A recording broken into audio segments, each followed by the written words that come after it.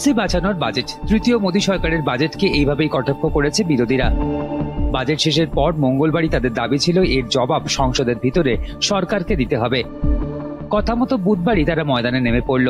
এদিন সংসদ শুরুর আগে বিক্ষোভ দেখালো ইন্ডিয়া জোটের শরিকরা।